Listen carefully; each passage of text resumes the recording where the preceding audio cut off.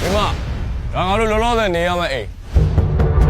ဘန်သွားပြီးပတ်စံထုံမယ်ပြီးရင်စေကန်းအတွက်လိုအပ်တာလေးတွေလည်းဝယ်မယ် မြို့ထဲမှာကားတွေကရှုပ်ကရှုပ်ဘူး ကင်မီစိတ်မချဘူးဆိုရင်ခေါ်နေကြတက္ကစီသမားလေးကိုပဲခေါ်ပြီးသွားတော့ အလုံးတွေမပေးနဲ့လှုပ်ရှုပ်တယ်လှုပ်ရှုပ်တယ် ငါလည်းထဲမှာတလက်တလက်ရှင်ကောင်းတယ်။ခေါင်းလေးကိုချိန်ပြီးပြစ်လိုက် မင်းလက်တွေကစားပါလို့ဘူး အဲ့လိုလောက်တတ်မယ်တဲ့ အဲ့တော့အမဘာလုပ်မှာလဲ ။ရလာပေါ် မင်းတို့ကတရားချမ်းဆောင်နေလား။ဘာဒီချမ်းပါရှင်ရဲ့သားငါတို့ခီးရပြန်လာလို့ဒီကိုဝင်တိုင်းနဲ့စားကြတောက်ကြ အောက်တန်းစားလို့ပြောလို့ရှင်လဲရိုင်းရကြအောင်လူကမွေးပြီးလူဇမ်းမှလည်းနားလည်မှုရှိရမဟုတ်ဘူး ။လူလည်းစားချင်းတောက်ချင်မှာပေါ့တာလေ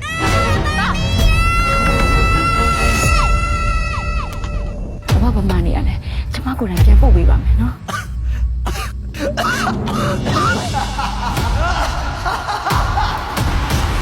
ဒါတွေကတတိစားကြ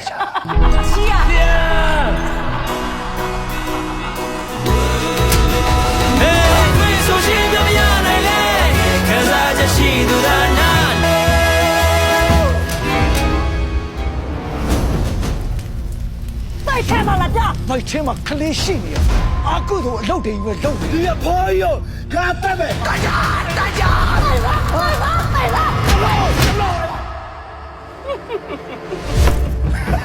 သူစွမ်းပါသေးတယ်ဗောသူလုံနိုင်ကိုင်နိုင်ပါသေးတယ်ဗောအဖိုးကြီး ကြောက်ပါကြောက်ပါကြောက်ပါ အနေသားတွေတော့မင်းမချစ်ဘူးလား မချစ်ဘူးငါကိုယ်တိုင်လည်းချက်မထိုင်ရဆိုငါလည်းမချစ်တော့ဘာချစ်လဲ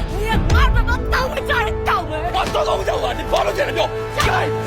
ကောင်းတာလို့ကောင်းတာရမကောင်းတာလို့မကောင်းတာတင်တာ ထွေး ကုသိုလ်အာကုသိုလ်ဆိုတာပဲ့တင်တယ်လို့ မယုံလုံးဝမယုံဘူးယုံ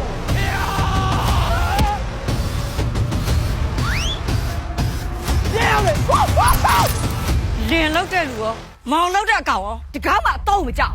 ငါတတ်မယ်ပတ်စံရှိပါတယ်ဆိုတဲ့လူတွေမုန်းတာကိုဖြစ်ချင်တာပဲကိုသိကြတယ်